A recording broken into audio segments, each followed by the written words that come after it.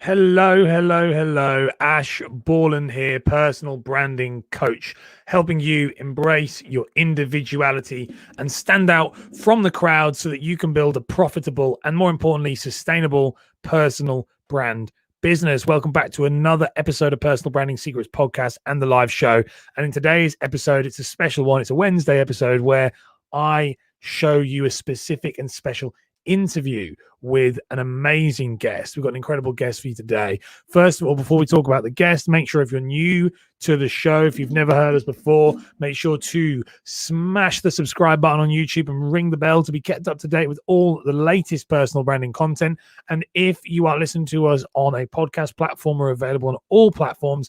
Make sure to leave us a 5-star review because it really, really helps. And also tell your friends that we're the best podcast in the world because, well, I am. No, that's cool. Feel free to leave comments, by the way. I will answer the comments after the show is finished. So leave any comments you have in the comments section. And let's talk about today's guest. So today's guest is Philip VanDusen. Philip VanDusen is an incredible guy. This guy was VP for branding for PepsiCo. He's worked with as like a very high up in Old Navy. He's done everything and now runs one of the best branding YouTube channels with well over 200,000 subscribers. I'm going to be a bit honest with you. You'll see this in the video, in the interview. I am a huge fan of Philip's. Since interviewing, I've got to know him a bit better and appeared on some of his other stuff and jumped into some of his brand design master groups and jumped in the lives there. But Philip is incredible. His YouTube channel taught me so much when I first started out. So let's have a look at the interview. But first, let's run the intro.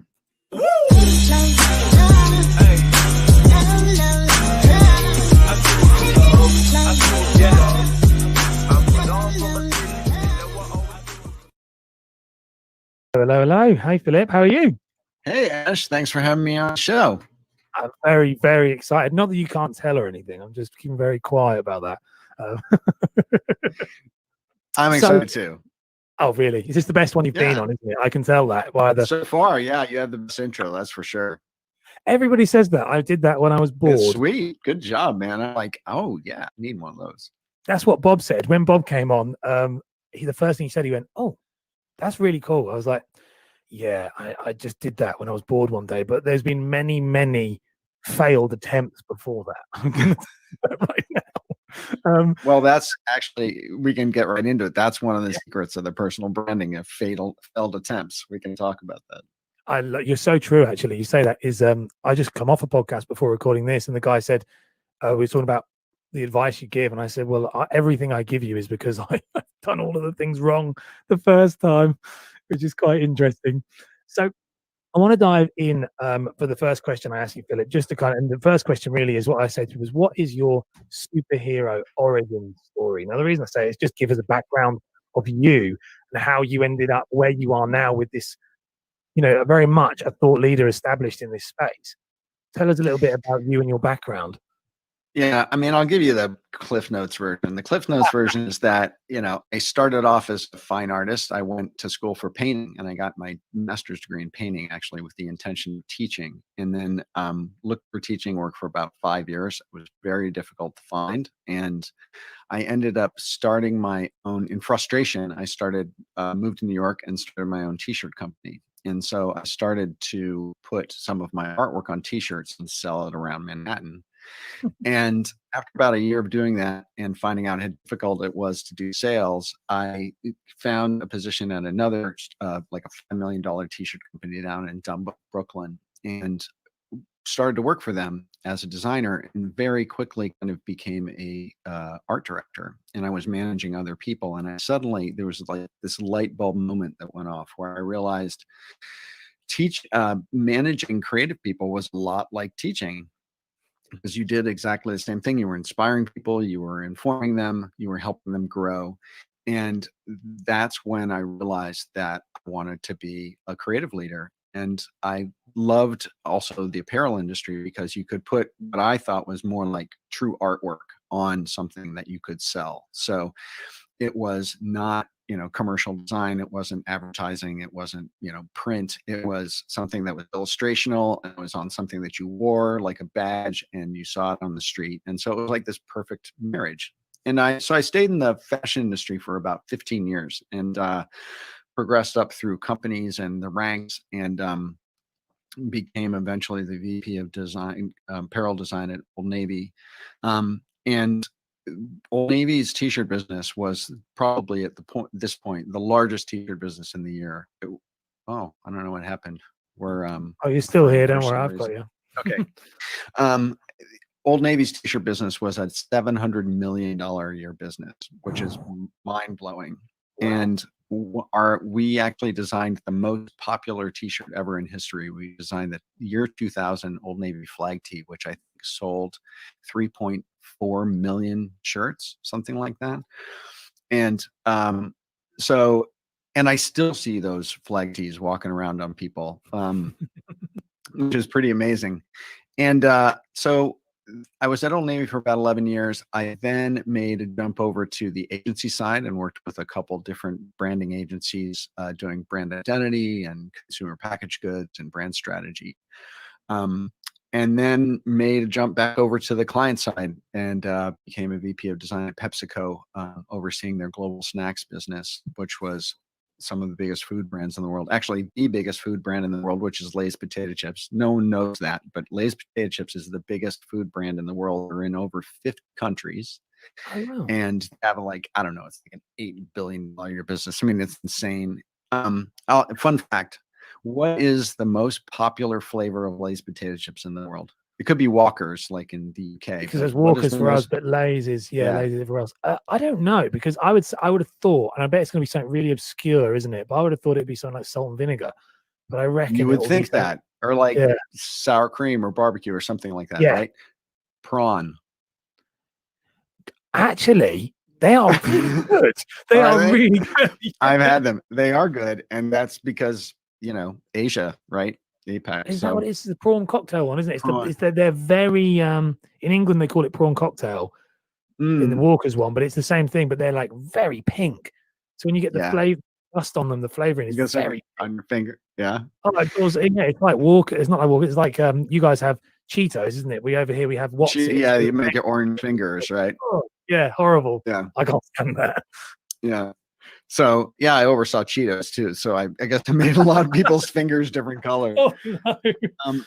But I did that, and then I basically had a burnout. I just met a point in my life where I was just kind of questioning whether I really liked what I was doing anymore, and I decided to take some time off. And after about a year of doing some soul searching and working with some coaches and trying some different stuff, I decided to start my own agency. So I started Verhel Brand Design, which is a brand strategy and design consultancy, a virtual model, which is where I saw the agency world moving, which is a scalable model where I work with kind of key partners depending on projects that I bring in and work.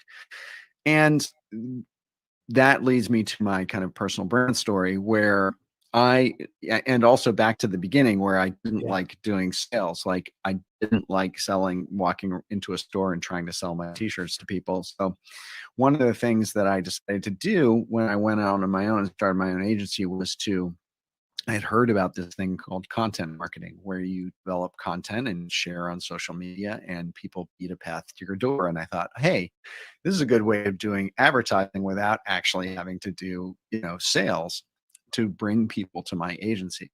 So that's what I did. I decided to start developing content. I started with a newsletter. About 6 months later, I started my YouTube channel. And my intention was to basically share everything that I know, and without reservation, and on brand strategy, design, creative careers, and to kind of document everything that I've learned and everything that I've used over my entire career. And so that's what I did on YouTube. And my personal brand empire has kind of evolved and grown from there to a podcast and to a Facebook group and to paid mastermind groups and stuff. So that's kind of the cliff notes. It's pretty. I do know the story because I can say I've listened to some of your podcasts and listened to you being interviewed in other people's. But it's very interesting how it the thing I find very interesting with all the people I speak to who've got very strong personal brands, it usually comes from a moment, which is what mine was, where I started to go, I can't do this anymore. I have to do something else. Mhm.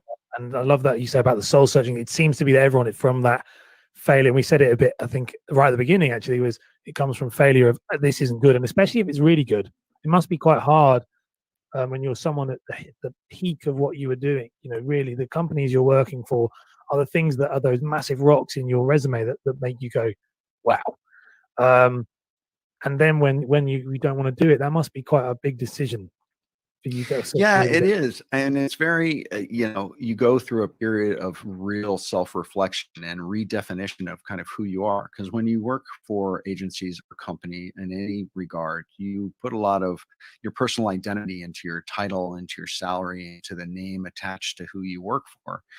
And when that goes away, there's suddenly kind of this vacuum of who you are, what your worth is. When you're VP of design of one of the biggest soft drink manufacturers in the world and you hand them your business card, I mean, you can get a meeting, right? People take your calls. And suddenly when you don't have that, that is, you suddenly kind of look at yourself and say, who am I? I looked at my website. I had a 2-page black and white website online. I'd never published an article, piece of content. And so I didn't really have any kind of presence for myself outside of what this umbrella entity that I'd worked for had given me.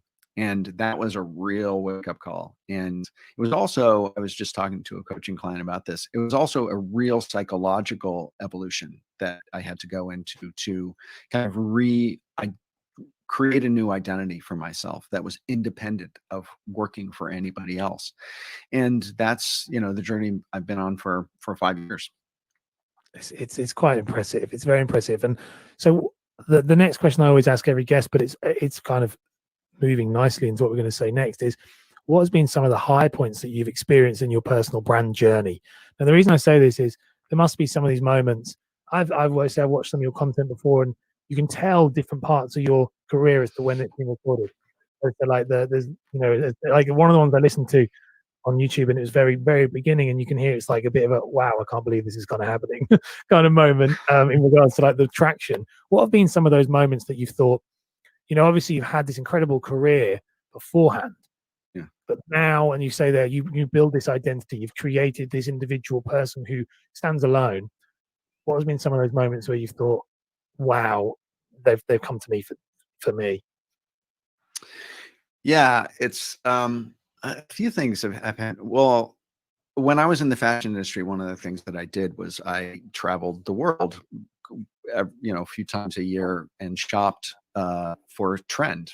So I learned how to spot and identify and kind of aggregate trend and communicate it. That was necessary in my role as a fashion design leader.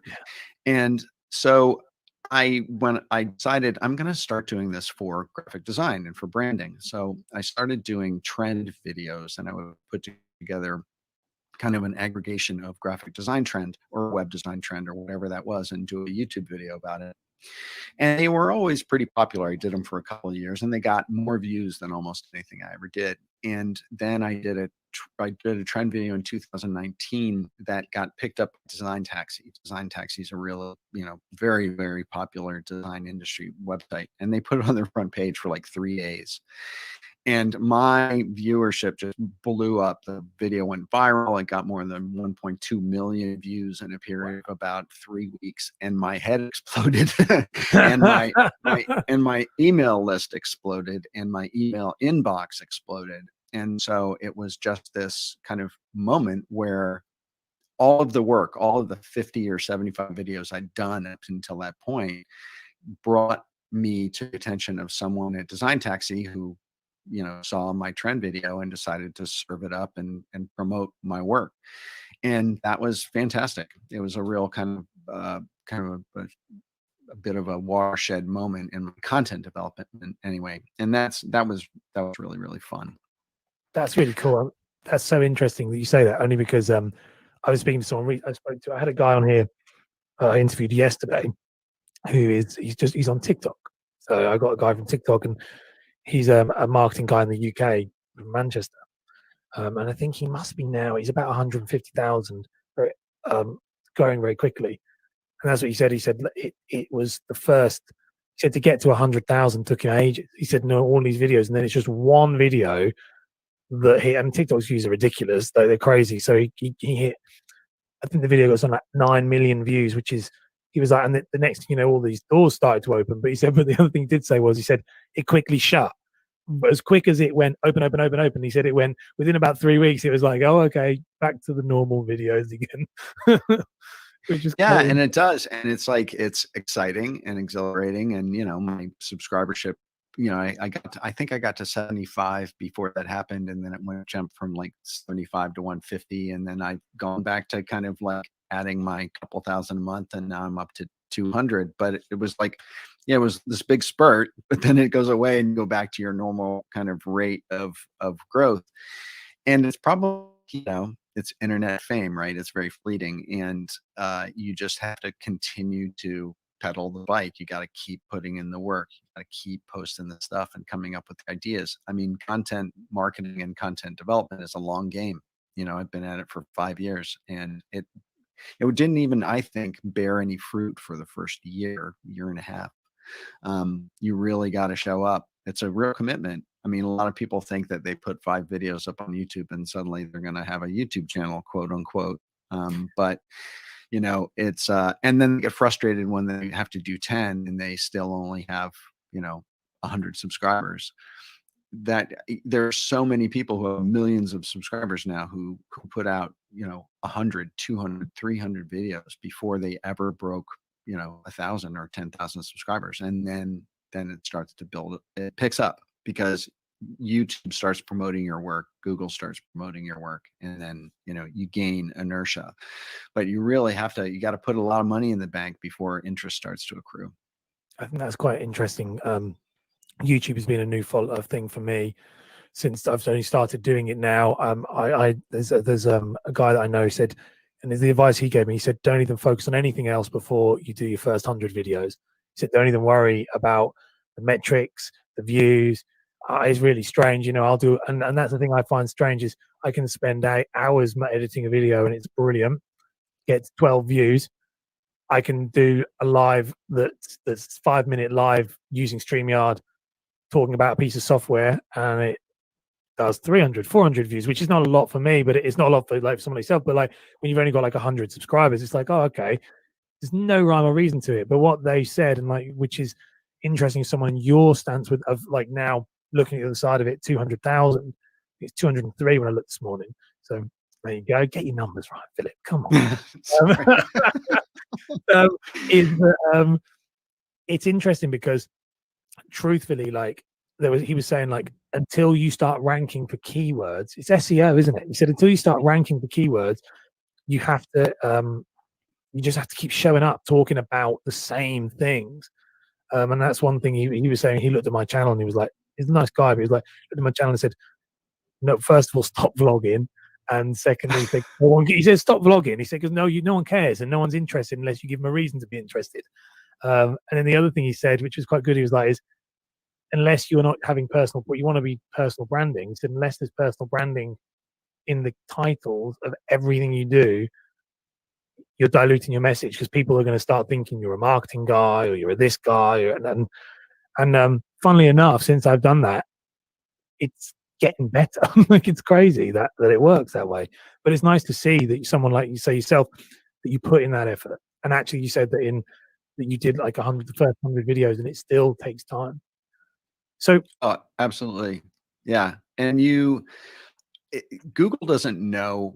I mean, the more videos you put up with certain keywords, the more you will start to rank for those keywords. But Google rewards consistency, just like YouTube rewards consistency, just like Google does. If you put up a website and you don't update it for 3 years, Google will, put you down at page 5,000 on Google search. But if you add a blog post every week, or you update an image, or you go in and change some copy, Google sees that website as being an active vibrant website. But if you let it go stale, it'll ignore you. Same thing with YouTube. YouTube doesn't know what your video is about, really. I mean, if you publish once a week, twice a week, you can do a vlog. You can do, you walking down the street with a handheld iPhone. It doesn't matter as long as you attach the correct keywords to it and you're posting something that will affect you in how much YouTube is serving you up in its organic search mechanism. And those things Google's and YouTube's are so incredibly tightly linked that you're doing work on one affects the other no matter what. That's really impressive, actually. That's quite cool. So what made you, this isn't a question, but it's one of my things going in my head, is obviously you started with the podcast, the YouTube, and you've moved over to the podcast. I'm also in your group. Like, at what point did you decide, okay, I've YouTube's doing really well, now is time to branch out, and what decisions were behind those? Because I think the one thing I've found with a lot of people is that, and this is someone, like I say, mutual friend of ours was telling me about, is that we take on too much. So when I look at, like we go, like, I'm on LinkedIn, Facebook, YouTube, like, what made you decide, okay, my next step is a podcast and a Facebook group? Yeah, I actually did a video about this, like, should you do a YouTube channel or a podcast? And at the time, when I looked at what I was doing and what I needed to get across to people, I knew that I needed to periodically have visuals involved in it. I mean, you can do a podcast, but I'm never going to be able to, I would never have done the trend video or a trend segment on a podcast and have it go viral because there's no visuals involved. And so I'm a designer, I'm a visual guy, I create visual products. And so having some sort of visual component to the content that I was putting out was really important. And so that's why I started with a YouTube channel. I also knew going into it that Google and YouTube were very closely related, and the SEO from YouTube would affect my SEO on Google. And so that was also important. At the time, podcasting was also going through this phase of like being really hot. Like everybody wanted to have a podcast and everyone was putting up a podcast. My plumber had a podcast. And I was just hearing about it. It was like when Periscope came out. Everyone was like, oh, Periscope, it's going to change the world. And I was just sitting back going, I don't know. I don't know. I did a few Periscope things. And then like 6 months later, it totally tanked. And I was like, man, I'm glad I didn't build my brand on Periscope. And so I knew YouTube wasn't going away. I knew I needed visuals. So I started on YouTube. And then about 3 years later, I was actually, I was doing some research on my email list, and I was doing some deep research into the demographics of the people who were on my email list and saw my newsletter and interacted with me in terms of that platform as opposed to YouTube. And I realized that my YouTube audience was generally, the majority of them were from 20 to 35 years old. The majority of the people on my newsletter who were interacting with my newsletter were anywhere from 35 to 50 years old, 55 years old. So the demographics were like massively split between those two platforms. And I realized that platforms really are very, demographic dependent or indicative. And so I realized one day when I needed to kind of re-listen to one of my videos, but I was going on a dog walk and I needed to play my video so I could hear it. There was an interview, and I had to like hold my phone in my hand with the video going. I couldn't turn the video off and put it in my pocket and hear the audio. So I was just like, this sucks, right? I thought I got to figure out a way to just do audio, because there's a whole demographic who listens to podcasts who span the YouTube and the newsletter audience, who listen on the go, in their car, walking their dog, and they're not benefiting or getting access to my content because they can't walk down the street walking their dog with a YouTube video going. And that was kind of the unlock for me. It was like, I need to start putting stuff on podcasts so people have different options for consuming what I do. I like that. No, it's interesting because I think, as you said, everyone starts doing it. I think Joe Rogan is the guy, and everybody. And I said I have this all the time. People go, "I'm going to do a podcast," and then I'm like, "Yeah, but if you're going to talk for 3 hours about nothing, because that's the thing is that Joe Rogan's one of the very few people who's so successful at what he does, but it's because he's him. So people turn up for him, and that's it. But I Oh, think you're he's right. freaking hilarious. You know, he So can talk about funny. nothing and you're just on your gut hurts after, you know, He's he's one of so those funny. very few people where you want to watch him. Yeah. But as you said, your plumber, that's what started to happen and lockdown saw a rise of it. It was return of that, where everybody started doing a podcast. Yeah. And I think and it's interesting you say that, and it reinforces. I started on a podcast and then moved to YouTube. Biggest mistake I've ever done. I would admit that it was like it's not searchable content. Yeah, I mean, I understand that Google is looking to try and do that, which is be awesome. Yeah. But it'd be amazing. Thank God. It would be nice. Please, about time.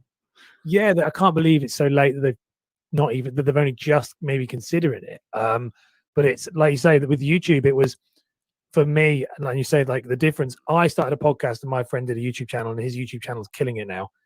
And that was the difference. And you think, okay, it's long term, searchable. There's no way of searching a podcast unless I have to come. The issue with podcasts right now is there's no way of searching it or finding it, or no simple way of doing that. You can't just search it. You have to. Most people don't know what it is. They've got to go and look for it. Whereas with YouTube, you probably find that your audience will come across to the podcast from your YouTube channel as well.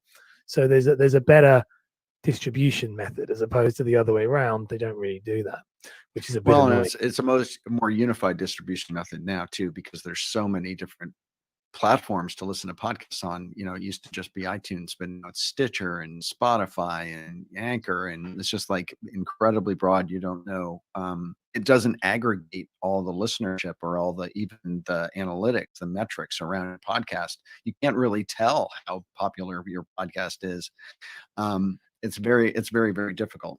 It is very like Wild West, actually, say that, because it's interesting because each podcast has a different metric that it measures by. You know, someone like Apple, like a key, you know, literally like like marketing, business, that's it. And then you go on Spotify and there's subgenres within that, and you're thinking, okay, well, what's going on?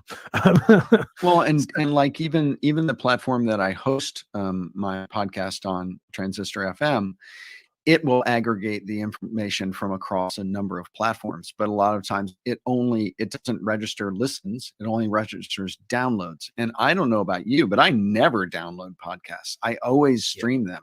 So yes, it's frustrating because you can't really get true analytics on it or really know what's happening. And that's one of the things about YouTube is great. The analytics are incredibly deep, and you can really parse like, why was this video successful, even down to like the watch time on people's dropping off of the video, or, you know, being able to A/B test, you know, titles to an extent, or how you're titling your videos. You can tell how that affects popularity. It's so YouTube is so much more established. It's a bit like looking at LinkedIn to Facebook. Like LinkedIn are rolling out, I don't know if they're doing it over in the US yet, but they're rolling out stories over here.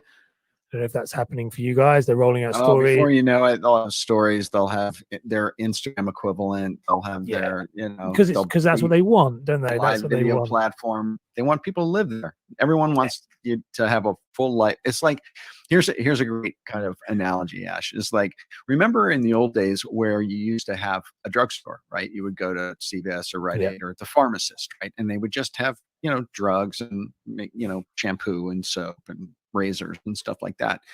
And then they started to become general stores. They started to bring in food, and then they started to bring in houseware, and then they started to bring in snacks, and before you know it, they had a dairy counter or a dairy fridge. And suddenly now all of the large drug stores in the United States have basically become like mini grocery stores.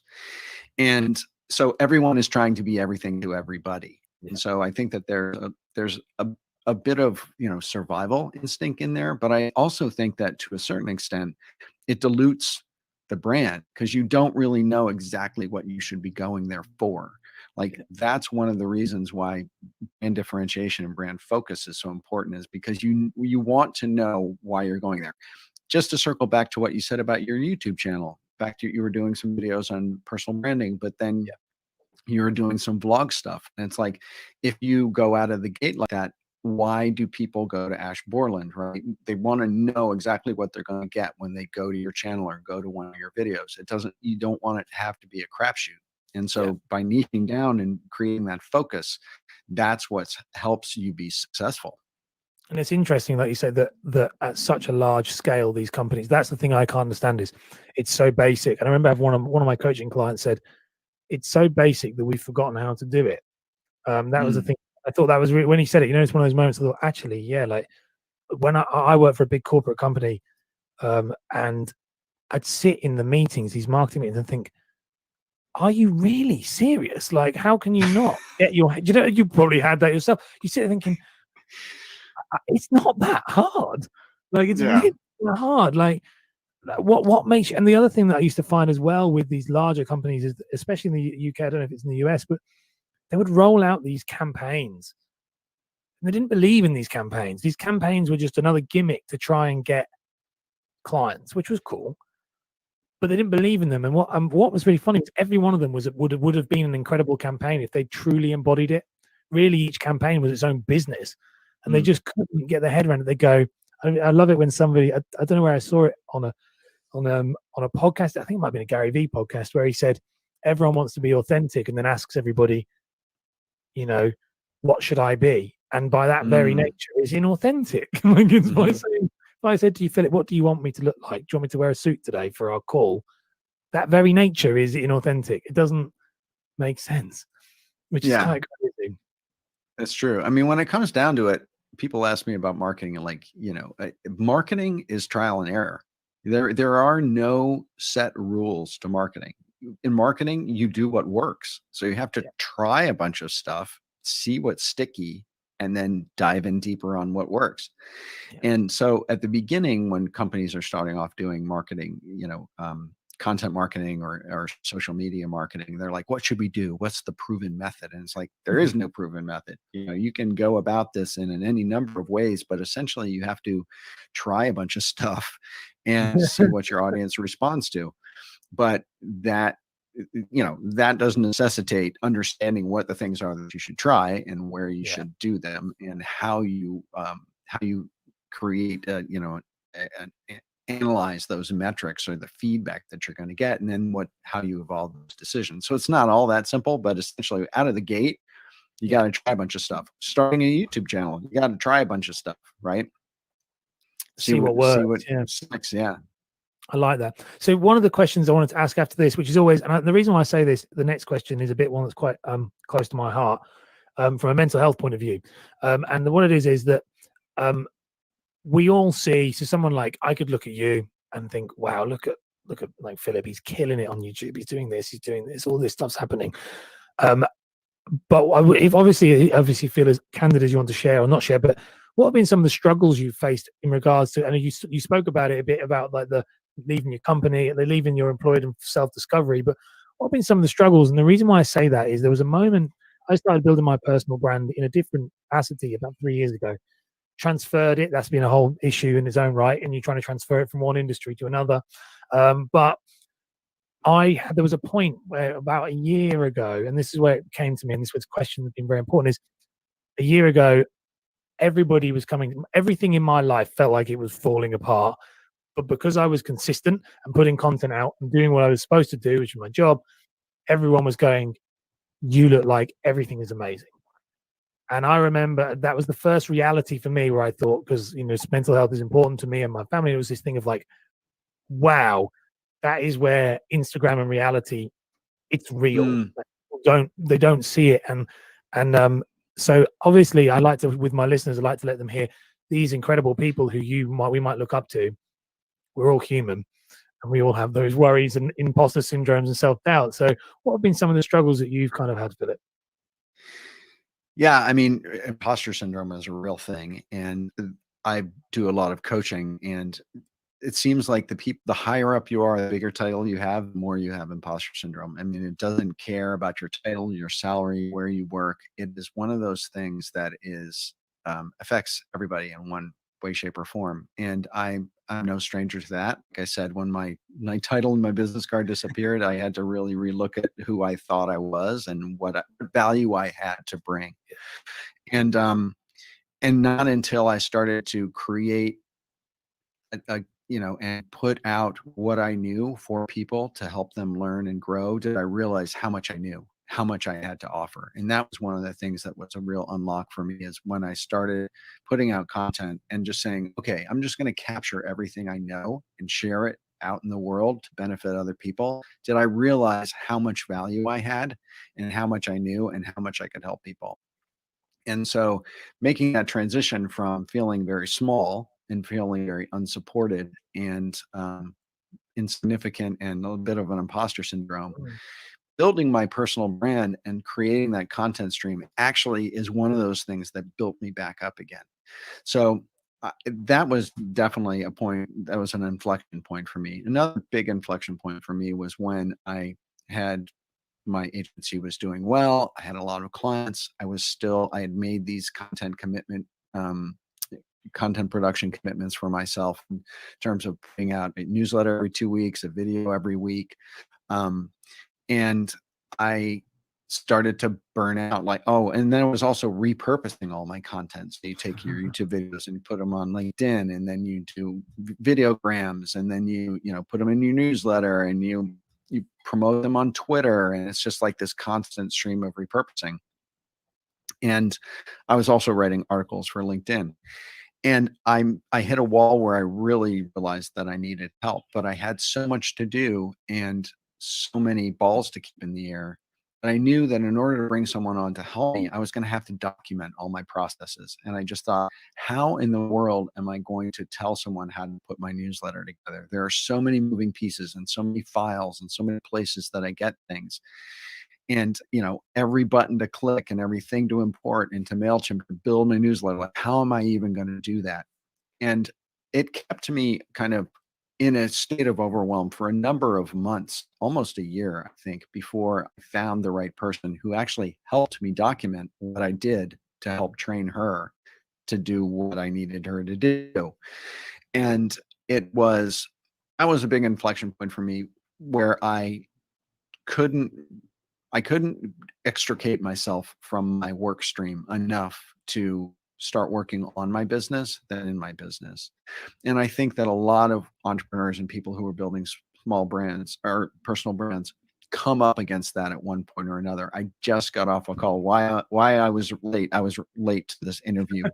As Ash knows that. I do know that. I was about 5 minutes late because I was on a coaching call with somebody, and I was sharing with her that that is one of the things that is a huge inflection point for you, and takes some real energy and time to pull yourself back from what you're doing and bring on someone new and train them to help you, because that can exponentially move you forward. But it's like it's this wall you kind of have to hit up against about 3 or 4 times before you figure out how to break through it. And then suddenly, your time is freed up. More stuff is getting out there into the world to give people value. And you kind of move to a next level. You can start working on your business rather than doing everything in your business. And so that was a big kind of hurdle for me that I got over a couple of years ago. And I teach others now how to kind of address that hurdle too. I think that's interesting because, as you say, the people lives that comes up a lot whenever I speak to people about this. It comes up a lot. Is that when is that point when, especially if it's a personal brand business, people are coming for you for the YouTube videos, for everything like that. When do you bring someone on? That is a big one, especially when you say that. It's interesting to hear that it was a year. Do you know what I mean? Up to a year of that kind of confusion and like that's. I think that's nice. Not nice. Gosh, I wouldn't hope that at all. But it's in one of those things where it's good that people know that we all have the same feelings, because that's what I feel like, is that you can look at someone else and God, they've got it all together. Yeah. And I was lucky in the fact that the person I brought on actually had her own agency. So it wasn't just one person. I was basically bringing on one person who had a team, who already had a team. So it was like completely scalable. I haven't had to bring on someone the processes and then boom, it goes I basically up. hired an agency. It was great. I love it. I've got one question I want to ask you, and then it's probably a quick question, and then before I do the 3 pieces of advice, but and this one is very interesting for me to hear from you. It's you, and obviously I've got Mike coming on. I'm interested to hear from the two of you. This question I ask is, what does personal branding mean to you? And what I mean by that is, what would it, if I was to say to you, describe personal branding, what is it? And the reason why I say that, and it'd be interesting to hear from you from someone from a very much a branding perspective, is it seems very new. It's not a new concept, but it gets bolted on to a lot of things. It gets bolted onto digital marketing. It's bolted onto photography. And my kind of obsession, and that's why I say how I found you, funny enough, with your content, was I was fed up of watching people using it as just a word to hook me in to then try and sell me something or tell me it was. And I think it's its own standalone, in my opinion. It is, because I built a business around it, is that it is a standalone thing. But I'd love to hear what it means to you. What would you define personal branding as? Insurance. Yeah, that's a really good one. I love that. I look at personal branding as insurance. It's an insurance that no one can fire you. No one can let you go. You cannot be sidelined or sunsetted from the business that you're in. You have control over your revenue. You have control over your future destiny. You have control over your intellectual property. You are a independent being. And so I say insurance because it insures you against outside influence, and you are creating your own value and providing value to the world. And as long as you are, transparently and authentically, as you said, creating value and sharing it with true empathy and caring to your audience, then you're successful. And so a lot of people are either transitioning in careers. COVID has brought along a lot of transitions that people were not expecting. People are sunsetted out of careers before they're ready or before they knew what was happening. You get laid off from a job. There's some sort of economic turmoil. Your company gets acquired. There's a reorganization. It doesn't matter what the reason is, but not having a rug pulled out from under you is a terrifying feeling. And I think having some sort of sense of identity and physical, visual, digital identity that you own, you control, is a way to ensure against that, the overwhelm, that fear of having that rug pulled out from under you. So that's how I define it. I love that. That's literally, it's not how I've ever thought of it, but it is exactly how I thought of it. But the word insurance has very powerful. When you said that, I thought that's really clever. I've never, because you're right. For the reason why it's funny you said the reason why I started my own one was worked in a corporate environment and didn't feel safe. And it was one of those where, funny enough, I left that environment, started building my own, putting content out on LinkedIn. And then that company re-employed me. And it was so strange a year later how much power I had by having a personal brand. Yeah. And they didn't let me go. And when they did let me go, when I left, it was so much more amicable because they were like, well, we can't say anything because if we do, this is Ash, and they re-employed me at like double this. It was ridiculous, just from fear of how what that does. So the insurance, and I wrote a post recently saying I did it to take back control of my own destiny. Yeah, I was going to say the other word that I would call is control. Yeah, I love that. It really is. It's having more control. Or as my friend Roberto likes to say, leverage. He uses the word leverage a lot, and which is true. It gives you a fulcrum to make things happen that you want to have happen. I love that. And so just to end this with before I give you I always say the shameless plug, which makes people always go, oh, really uncomfortably, I do it on purpose, is what are 3 pieces of advice that you would give to someone who's starting out on their personal brand journey now? So it was right in 2020, what would be the 3 things you would say? Yeah. Number one, don't make it more difficult than it has to be. You can listen to a lot of gurus, about personal branding, books, podcasts, YouTube channels, and you can get massively overwhelmed with what that supposedly entails. The number one thing I would say to people is start. You have to just start, because if you look at the thing in its entirety and all the moving pieces and what goes into it, it's massively overwhelming, and it can keep you from actually moving forward. And I use an analogy, and you've probably heard it because I say it on every podcast I'm ever on, which is, if you need to learn to play tennis, you can watch a bunch of tennis videos and listen to tennis podcasts and read tennis books and buy the best tennis clothes. But until you actually pick up a racket and start hitting balls over the net, you can't learn tennis. And it's like, you just have to start. Number two is, you don't want to make it more complicated than it needs to be. You just start with one thing. Don't think that you have to be everywhere. You don't need to be on every social media channel. You don't have to show up every day, every hour of the day. Get a website, a place that you can call home to drive people to, and find one social media platform that you can start adding your value to and start building an audience on. Keep it simple. And then as you get better, as you start to grow, you add a piece at a time. Because if you try to be everywhere, you're nowhere. You'll be too thin in too many places. So go deep on one area. And number three, I would say consistency is king.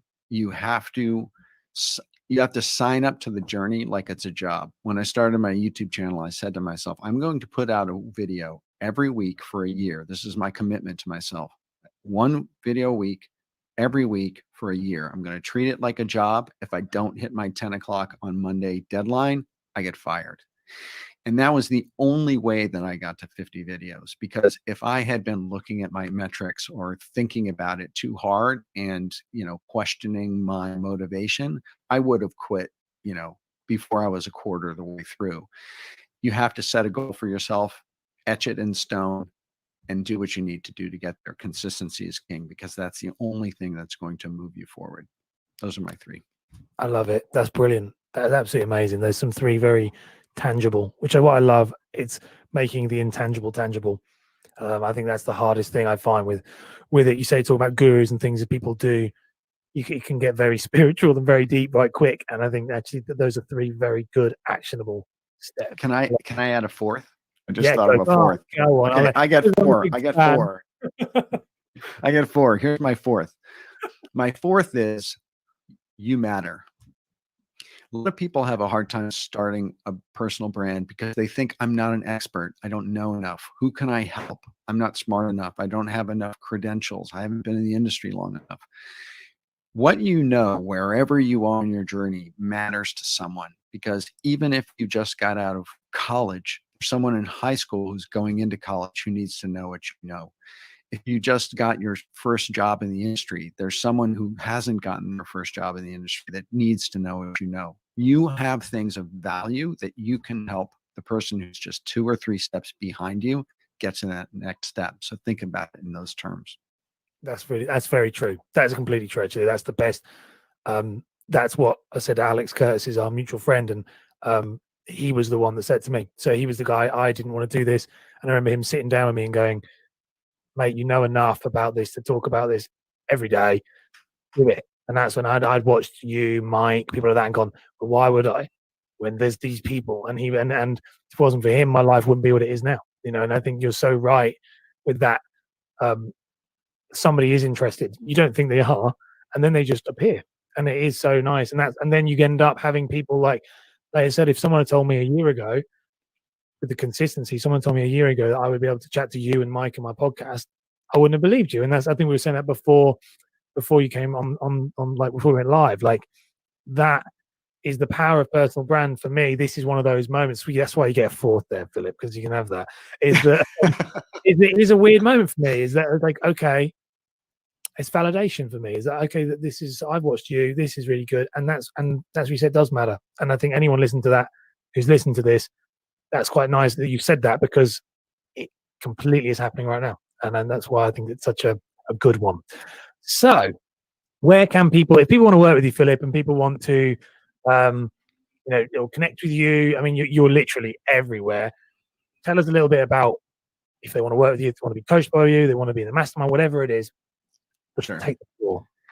Well, my little piece of digital real estate is philipvandusen.com, and absolutely everything I do is reachable through that portal. So if you go to philipvandusen.com, you'll see links to my YouTube channel. You'll see links to the Brand Design Masters podcast, the Brand Design Masters Guild, which is my mastermind. There are links there in the menus to work with me as a consultant for your business, or to hire me as a coach to help you get to the next level in your professional creative career. So it's all reachable through philipvandusen.com. There's one other place that I would mention for people to go, and that is to the Brand Design Masters Facebook group. I just started a Facebook group about 2.5 months ago. It's growing really quickly. People are loving it.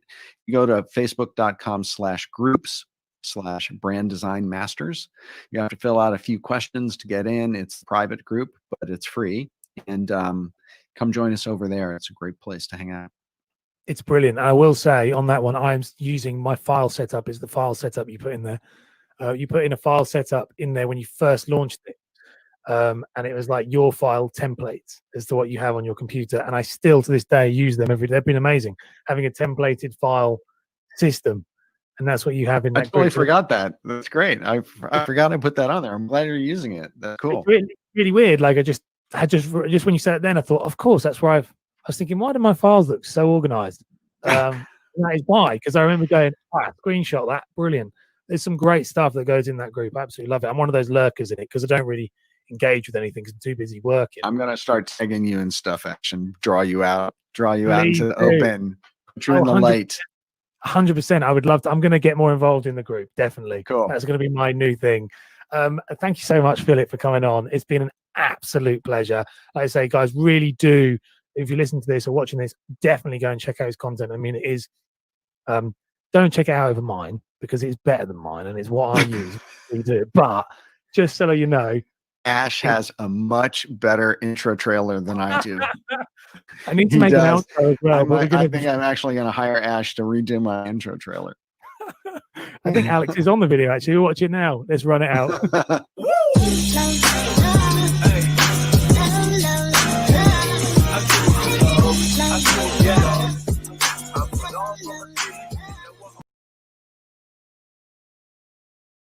So there you have it. That was, I'm turning my heater off. That was my interview there with Philip. Philip is an absolute legend, as you can see. The guy he just knows so much stuff. He's awesome. And I'm watching that back there thinking, God, I've learned so much from him already.